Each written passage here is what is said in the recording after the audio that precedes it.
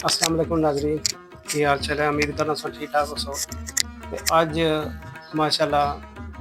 पुराने दौर दियां गल्लां प्रोग्राम विच अज साढ़े मेहमान काबिल एहतराम जनाब प्रोफैसर जी अब्दुल रज़ाक साहब ते इन्हां नाल असां मालूमात भी करने गपशप भी लाने और जस्ट इन्हां कोल सवाल भी पूछांगे कि इन्हां कुछ अरसा अपने कैद भी गुजारी है और साढ़े ग्रां तलक नाल केड़े बुजुर्ग सन और जेह्ड़े इन्हां नाल इत्थै कैद रेह् ते इस नाल मालूमात भी लैने जी। अस्सलाम वालेकुम सर, क्या हाल है? वालेकुम सलाम जी। और सर ठीक है अल्लाह ना करम जी। जी। पहले शुक्रगुजार हाँ कि ਤੁਸੀਂ ਅਸੀਂ ਰਿਕਾਰਡਿੰਗ ਦਾ ਮੌਕਾ ਦਿੱਤਾ ਗਾ। ਚਲੋ ਅਸਲੀ ਕੋਸ਼ਿਸ਼ ਵੀ ਐਸੀ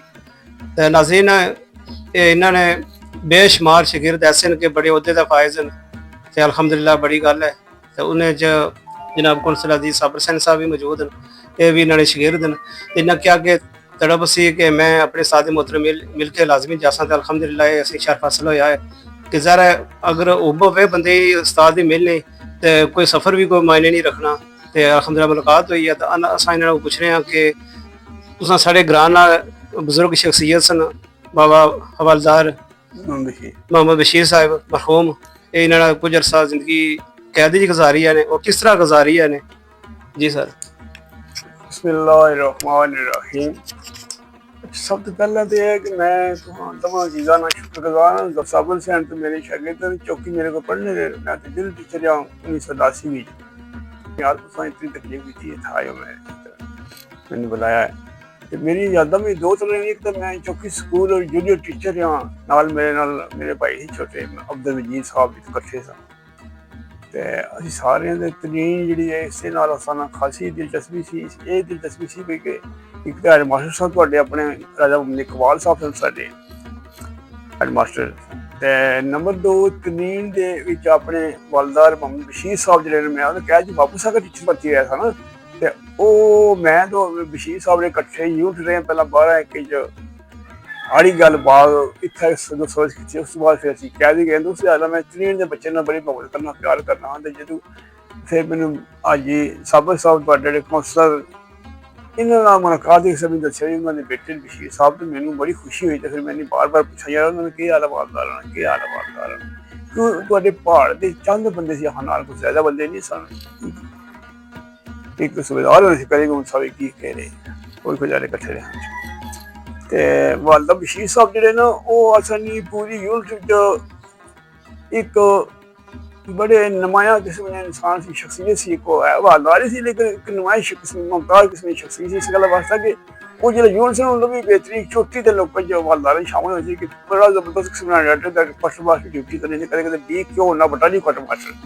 कदे सी क्यों कुंबी क्वार्टर मास्टर कदे बी क्यों बटाली क्वार्टर मास्टर ड्यूटी करने सन।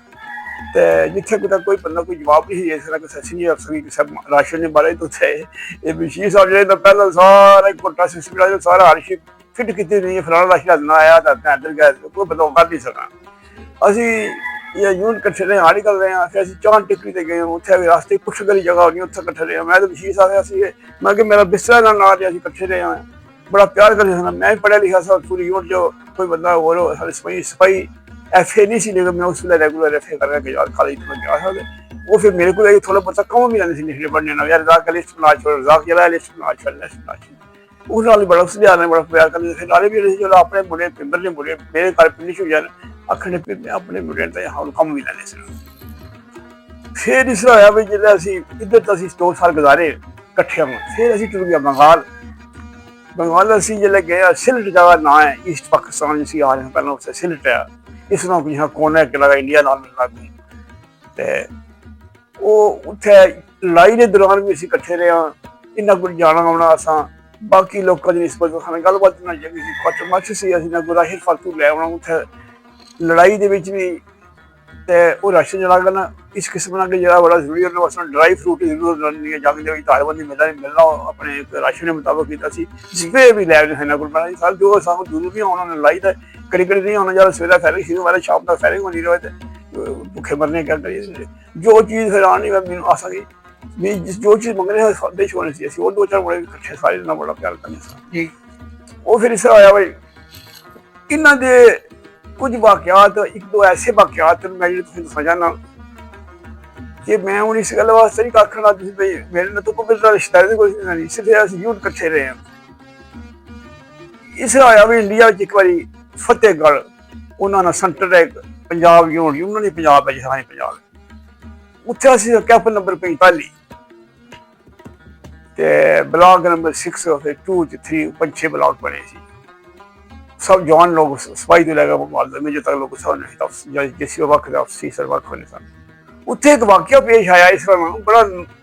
زبردست قسم کا واقعہ پیش آیا کہ سارے کچھ لوگ جو نا وہ قید نے دوران راتی باہر کانٹے دار تار لگی ہونی سی تو اس نے چھال مارنا ٹریننگ پریکٹس بندی ہو گئے بڑا ہمت دلیر جوان دلیری والا جوان ہوا تو نس نسنے جرت نہیں کرنا باہر انہوں نے گارڈ کرنی تھی گیلری چارج پھر ہے کوئی بندے نے جرت نہیں کرنی لیکن وہ اتنے دلیر نہیں جنا مسلمان سپاہی والا دلیر ہے اتنا وہ انڈین سپاہی دلیر نہیں ہے اچھا انہوں نے گارڈ پھرنی سی تو یہ جناب آنے کوئی 2 بندے یا 3 بندے غالباً سارے سامنے ایک کوئی بندہ آتا ہی نہیں آپ نواز نواز لال ضرور نواز لال وہ سیالکوٹ رہنے وہ بندے کسے کیمپ کوئی بھی انڈیا جو نس گئے سی سنیا تھا کہ 95 میل تک دور اپنے کیمپ کیوں نس گئے سی تو پھر انڈیا نے ہاتھ چڑھ کے پکڑ گئے جس ویلے وہ پکڑ گئے نا تو انہوں نے پھر انڈیا والے جڑے جس کیمپ کوئی انچارج ایسے انہیں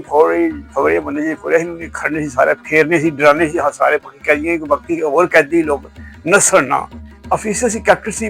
وہ نال ایک نیا گوالدار سارے لوگ سی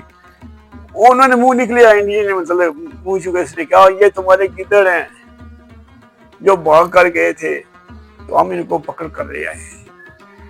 اگر آپ کا کوئی بندہ ایسے بھاگے گا تو یہ ان کا اشر دیکھنے کیا ہوا ہے اس کے ایسے ادھر ڈرانے سی نا تاکہ باقی کوئی لوگ پتہ جرت نہ کرے ہمت نہ کرے انہوں نے اس گل واسطے انہوں نے کسی پھرایا کیا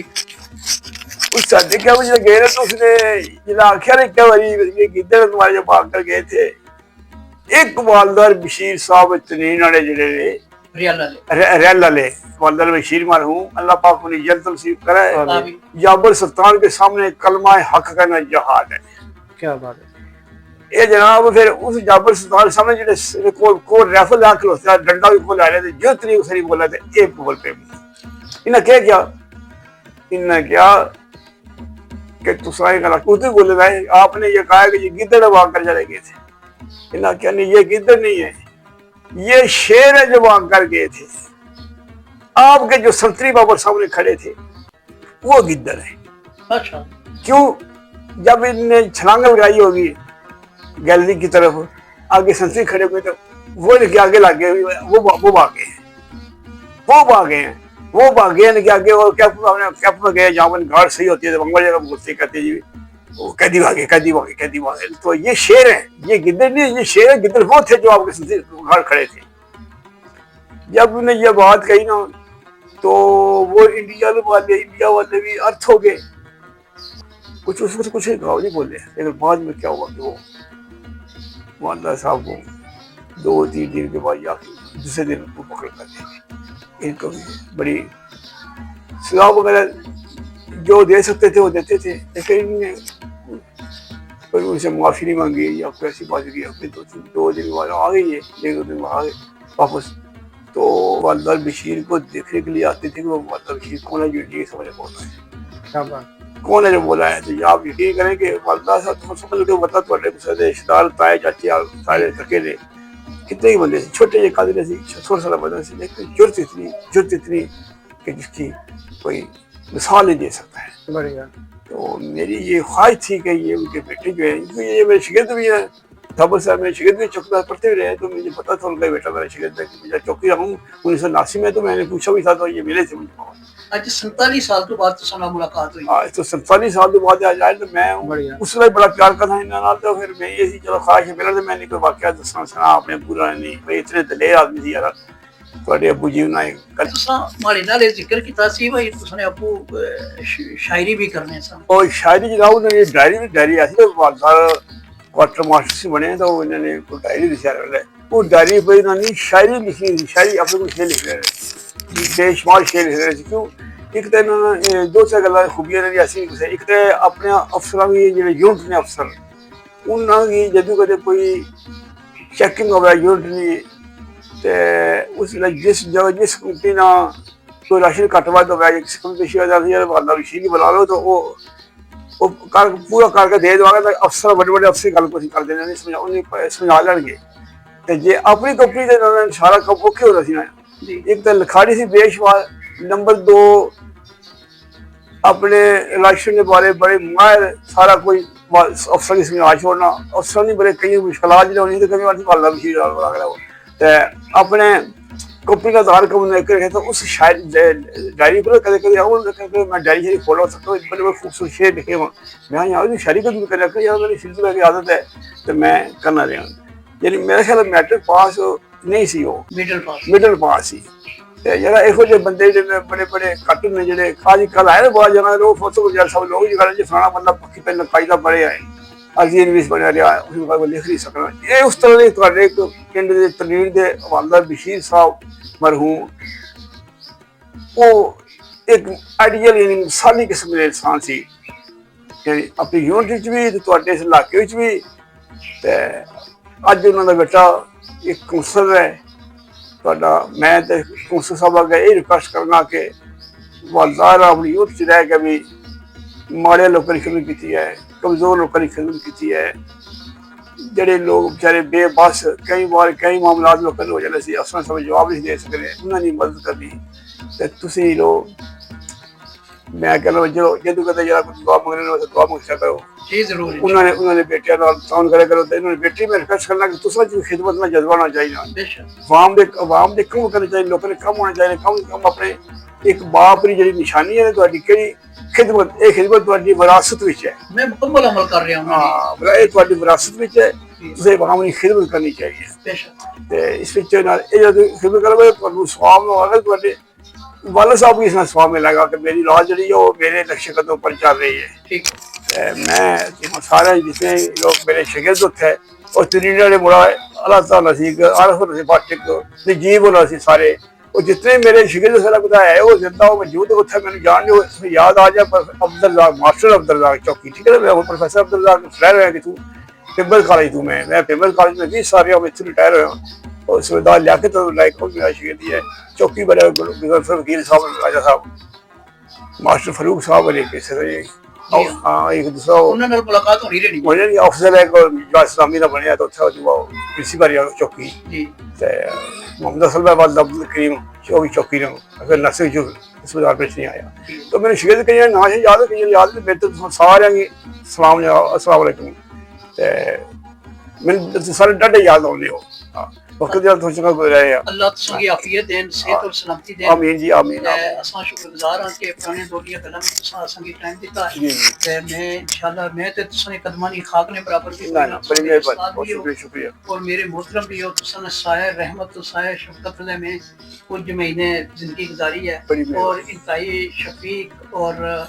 नासिर उस्ताद मेरे ख्याल असां की गवर्नमेंट मिडल स्कूल उस वेले होना सी क्योंकि इस तो बेहतर असांखे चौधरी अब्दुल रज़ाक साहब तो बेहतर कोई नहीं मिल सकिया। असांकी नमाज रोज़ा और दीगर जितने भी इस्लामी मसाइल ने बारे में सुबह पहले दर्स विच असांखे दर्स देने होने सन ते असां इन्होंने शुक्रगुजार हो कि अज भी असां इन्होंने नक्शे कदम पर चल रहे हैं। ओ तक देखिए बच्चे बुलाई है स्मरो भाई होनी जी हां ते ये भी याद है कि एक दफा जिस वेले वो असां ने ब्रिगेडियर हयात खान साहब आए सन ते उस वेले तुसा मैं दस्या सी कि तुसा पता नहीं नात पढ़नी है या कोई तकरीर करनी है तो उस वेले भी तुसा ने गल ते अमल कर गए तुसा ना अडर मान गए थे नात तकरीर जो कुछ भी ऐसे किया। फिर ब्रिगेडियर हयात नी तरफों में उस वेले पता नहीं मेरे ख्याल 300 सी या 400 सी या कुछ इनाम भी मिलया सी ते वो भी तुसा नहीं मरहूम ने मिलना ते वरना मैं एक खाकसार किस चीज ने काबिल सा कोई ऐसी गल नहीं। मेरे उस्ताद मोहतरम सो तुसा ते तुसानी वजह नाल भी है सब कुछ मिलाद कराया समझे जी हां जी जी बड़ी अफसर साहब लाए जो बहुत हो गए जी जी पिंड जट्टा ले जी हां जी ते तुसा ने जेरे साया और शफकत ने थले रह गया सब बहुत कुछ सीखा बहुत कुछ हासिल किया है ते मैं अल्लाह के दुआ करना अल्लाह सुब्हाना तआला तुसांगी सेहत सलामती और आफियत अता फरमाए सेहत बात दुआ करे मेरे फर्ज हो गया तो मैं अल्लाह अल्लाह अल्लाह ने जात रहम फरमाए अल्लाह तादेर तुसना साया रहमत असने से दर जुबान ठीक है अपने सादे मोहतरम मुलाकात की है कि किस तरह महसूस करना है? महसूस है कर रहे हैं कि मेरे दिल दी धड़कनां जड़ियां वो ਮੁਜਜ਼ਬ ਹੋ ਕੇ ਰਹਿ ਗਈਆਂ ਅੱਖਾਂ ਵਿੱਚ ਆਂਸੂ ਨੇ ਤੇ ਮੈਂ ਕੋਈ ਲੱਭ ਕਸ਼ਾਈ ਇਸ ਤਰ੍ਹਾਂ ਨਹੀਂ ਕਰ ਹੀ ਨਾ ਸਕਣਾ ਹਿੰਮਤ ਹੀ ਕੋਈ ਨਹੀਂ ਉਸਤਾਦ ਸਾਹਿਬ ਨੇ ਸਾਹਮਣੇ ਤੇ ਮਾਸ਼ਾਅੱਲਾ ਤਬਾਰਕ ਅੱਲਾ ਅੱਜ 47 ਸਾਲ ਤੋਂ ਬਾਅਦ ਇਹਨਾਂ ਨਾਲ ਮੁਲਾਕਾਤ ਹੋਣੀ ਹੈ ਪਈ ਤੇ ਇਹ ਬੜੀ ਦੇਰੀਨਾ ਮੁਲਾਕਾਤ ਅੱਲਾਹ ਨਾ ਇਹ ਖੁਸੂਸੀ ਫਜ਼ਲ और करम और उसकी रहमत नाल है और अपने प्यारे हबीब सल्लल्लाहु अलैहि वसल्लम ने पाक रहमत ने वसीले नाल आज अल्लाह पाक ने मेरी मुलाकात कराई है मैं अज ना दिन मेरे पास इंतहाई खूबसूरत और मुतबर्रक और मेरे ख्याल के खुशबू नाल भरिया होया दिन मेरे पास नहीं है क्योंकि मेरी जिंदगी ना सब तो बेहतरीन और खूबसूरत दिन अज में मिले ते अज मेरी वालिद मोहतरम की याद भी ताज़ा हो गई है उन्होंने वाकयात हालात सारे तो भी वाकफियत हासिल हुई है ते मैं अल्लाह के दुआ करना अल्लाह मेरे उस्ताद मोहतरम की आफियत अता फरमा आमीन सब गुज़ार की तरफ फोट हो गया नाल सी सदीक साहब मेरे शगीर सी जान सी मसूद सी ते बाकी तीन बेशुमार बच्चे सी यार वसल राजा मुनीर कुमार साहब ने बेटा है प्रोटेक्शन दिया उन्हें साया मेरा सलाम दे जी इंशाल्लाह जी इंशाल्लाह वीडियो के जरिए भी उन्हां तक पैगाम पहुंच जाता है जी अच्छे लोग सारे जरा जितने भी आए इसमें देखिएगा कि अपने प्रोफेसर रिटायर जनाब अब्दुल रज़ाक साहब ने और काउंसलर अंकल हाजी साबिर हुसैन साहब ने उस्ताद मोहतरम और उन्होंने वालिद मोहतरम मरहूम बाबा हवालदार मोहम्मद बशीर साहब मरहूम ने किस तरह कैदी जिंदगी गुजारी है यकीन जानो कि दुनिया की अगर नंबर 1 फौज है साड़ी है अल्हम्दुलिल्लाह तुसा इन्होंने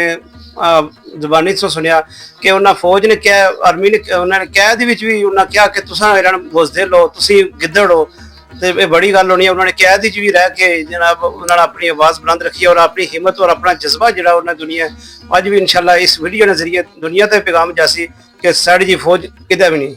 जनाब तुहानू शुक्रगुजार हाँ सारियां ना ते सर तुहानू शुक्रगुजार हाँ कि मेरे प्रोग्राम विच पुराने दौर दी गल्लां विच तुसां शिरकत कीती है ते जनाब बहुत मेहरबानी जज़ाकल्लाह असां दुआ भी करने अल्लाह ताला तुसें याद रखन ते जनाब तुसीं